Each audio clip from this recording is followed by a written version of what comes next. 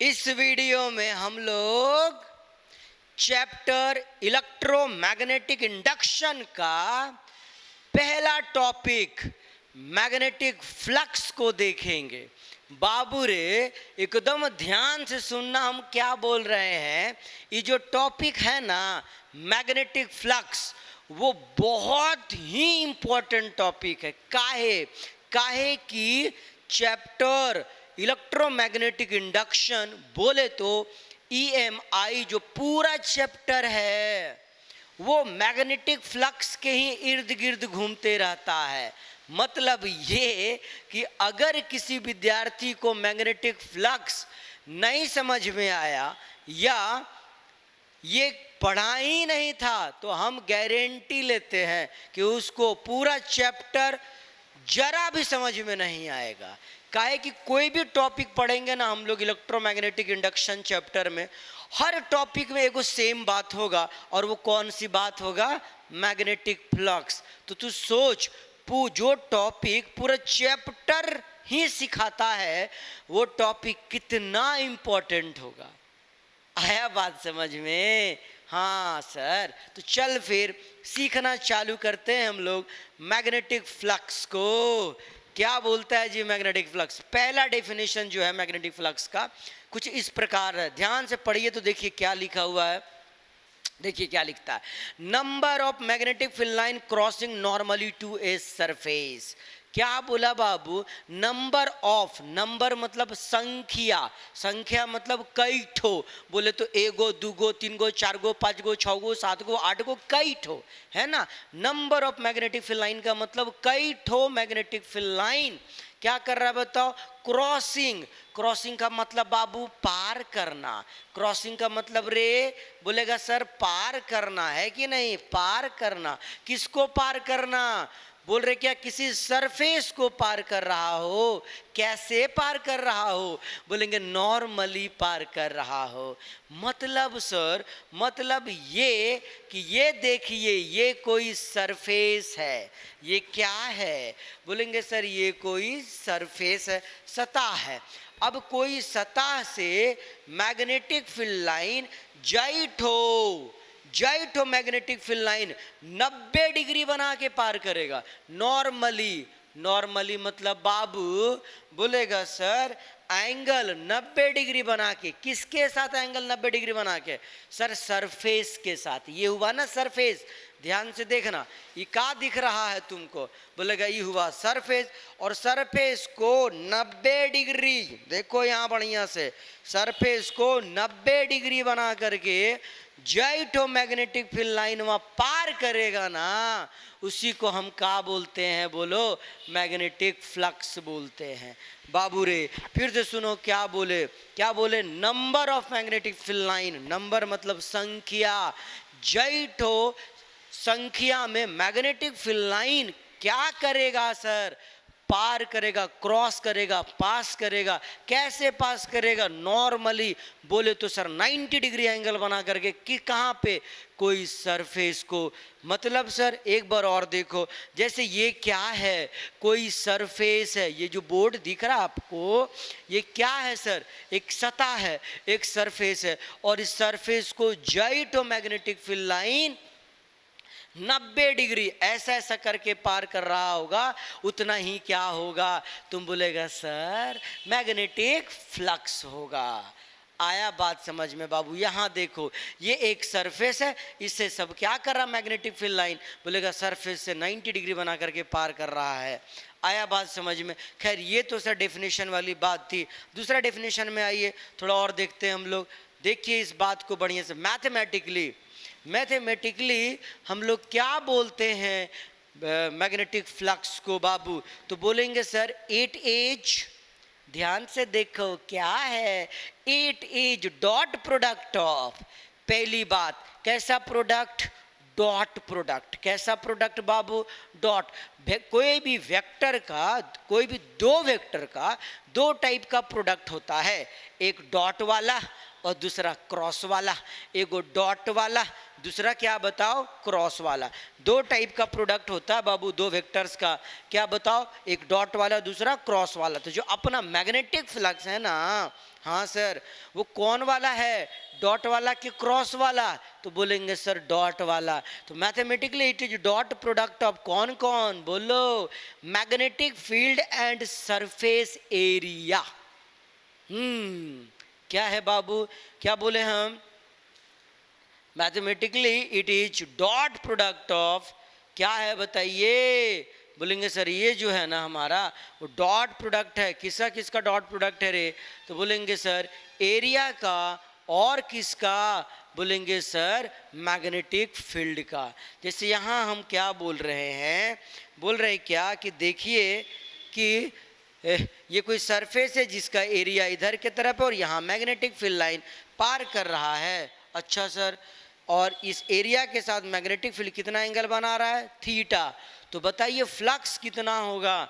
तो हम लोग बोलेंगे सर जो फ्लक्स होगा, हाँ फ्लक्स को हम फाई से दिखाते हैं, और जो फ्लक्स होता है बाबू क्या होता है, बोलेंगे vector B dot D S, ऐसे बोलते हैं।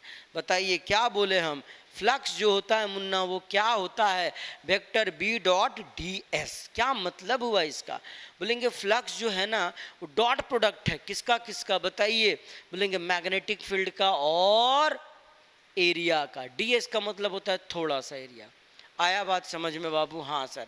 अच्छा, जब भी डॉट हटाते हैं तो क्या होता है, हम लोग बोलेंगे sir vector A dot vector B बराबर, पिछला जिंदगी 11th में हम लोग ये पढ़ चुके हैं कि ए डॉट बी बराबर क्या होता है रे?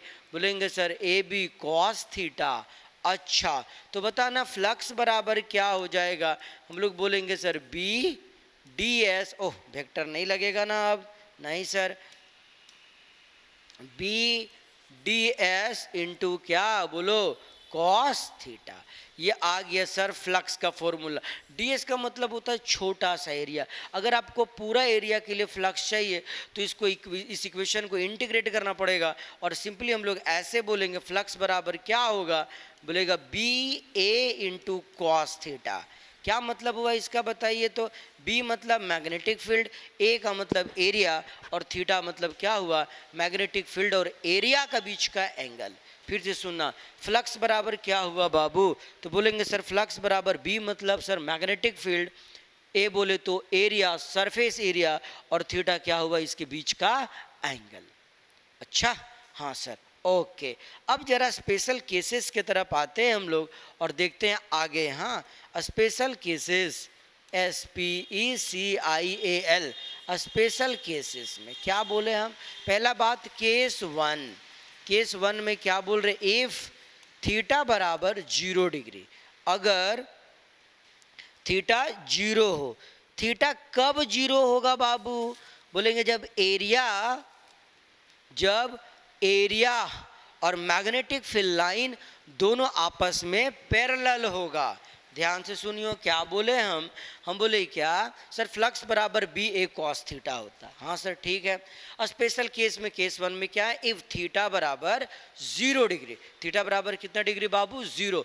थीटा 0 कब होगा? ये बात को तो एकदम गौर से ही सुनना, एकदम गौर से। स्पेशल केसेस बहुत इंपॉर्टेंट है, बहुत ज़्यादा इंपॉर्टेंट। क्यों भाई, क्यों इंपॉर्टेंट है? सुनना बात को बढ़िया से। यहाँ हम सिखाएंगे तुमको एंगल देखने के लिए। जो बच्चा एंगल देखने के लिए नहीं सीखेगा ना अच्छे से, इस थीटा को देखने के लिए, इस थीटा को देखने के लिए नहीं सीखेगा ना अच्छा से, उसके साथ क्या प्रॉब्लम होगा? बोलेगा न्यूमेरिकल नहीं बना पाएगा, और न्यूमेरिकल नहीं बना पाएगा तो हम आपको बता देते हैं, चाहे वो जैक बोर्ड हो चाहे CBSE बोर्ड हो। जैक बोर्ड का तो फेवरेट न्यूमेरिकल है इस जगह पे। इलेक्ट्रिक फ्लक्स में ना बाबू, झारखंड बोर्ड में ना मतलब फेवरेट पोजीशन है जहाँ से वो न्यूमेरिकल पूछता है। CBSE का तो मत पूछो, कहीं से भी पूछते रहता है कि नहीं। तो यहाँ देखना बढ़िया से, देखो क्या बोलता है। क्या बोला? इफ थीटा बराबर कितना डिग्री बाबू? 0। थीटा 0 का मतलब क्या हुआ?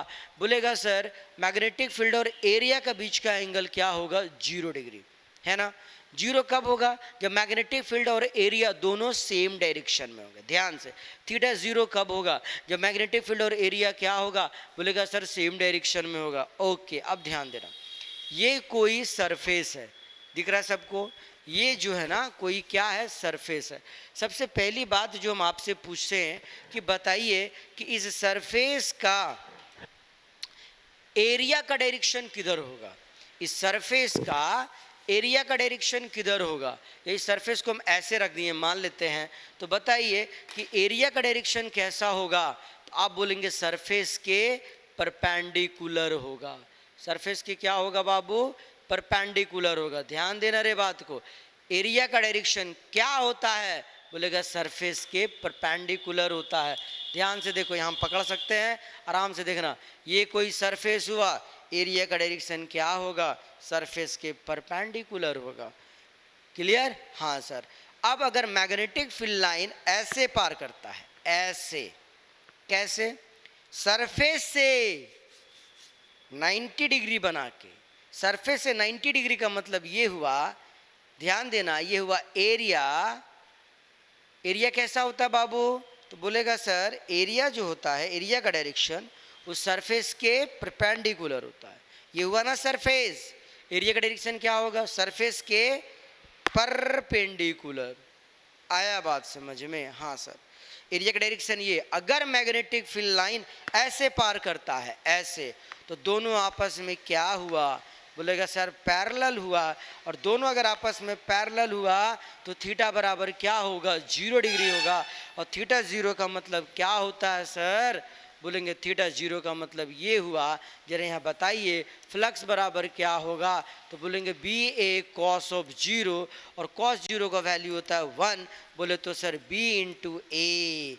अगर इस प्रकार से मैग्नेटिक फील्ड लाइन पार किया तो मैक्सिमम फ्लक्स होगा, कैसे, सरफेस के परपेंडिकुलर और एरिया के पैरेलल। क्या बोले, सरफेस के परपेंडिकुलर और एरिया के पैरेलल, है ना। अगर इस प्रकार से मैग्नेटिक फील्ड लाइन पार करेगा, थीटा बराबर 0 बोलेंगे। और थीटा 0 का मतलब ये है सर कि फ्लक्स बराबर क्या होगा, बोलेंगे बी इंटू ए। बी मतलब मैग्नेटिक फील्ड और ए बोले तो एरिया।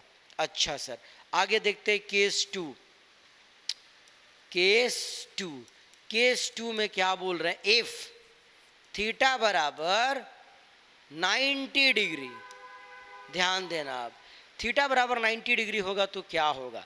थीटा 90 मतलब थीटा किसके किसके बीच का एंगल है, बोलेंगे सर एरिया और मैग्नेटिक फील्ड का। एरिया का डायरेक्शन क्या होता है, बोलेगा सरफेस के परपेंडिकुलर। एरिया का डायरेक्शन सरफेस के परपेंडिकुलर, एरिया का डायरेक्शन सरफेस के परपेंडिकुलर। दिखा? ओके। अब अगर 90 डिग्री कब होगा बताओ इसके बीच का एंगल, जब एरिया, जो एरिया बोलते, एरिया तो इधर हो गया ना बाबू, जब मैग्नेटिक फील्ड कैसा होगा, या ऐसा या ऐसा या ऐसा या ऐसा, कैसा, बोलेगा सर जब एरिया के साथ ये वाला ऐसा होगा। देखो एंगल कितना बन रहा है, बोलेंगे सर 90 डिग्री। मतलब या सरफेस के पैरेलल हो, मैग्नेटिक फील्ड लाइन जब सरफेस के पैरेलल हो या एरिया के साथ परपेंडिकुलर हो तो थीटा बराबर क्या होगा, बोलेंगे सर 90 डिग्री होगा। और थीटा 90 डिग्री लेंगे तो बताइए फ्लक्स बराबर क्या होगा, बोलेंगे सर बी ए गुना कॉस ना बे। और कॉस ना का बे का वैल्यू ना होता है कि नहीं जी, बोले तो बी ए इंटू 0 होता है, इक्वल टू क्या, बोलो बी इंटू ए इंटू 0। बोले तो सर कितना बता दो, बोलेंगे 0 सर। आया समझ में? हाँ सर। ये फिर नेक्स्ट केस हम लोग देखते हैं, है ना। बताओ अगला केस क्या होगा, इफ थीटा बराबर 180 डिग्री। 180 कब होगा बाबू, जब एरिया और मैग्नेटिक फील्ड आपस में क्या होंगे, बोलेंगे सर अपोजिट होंगे।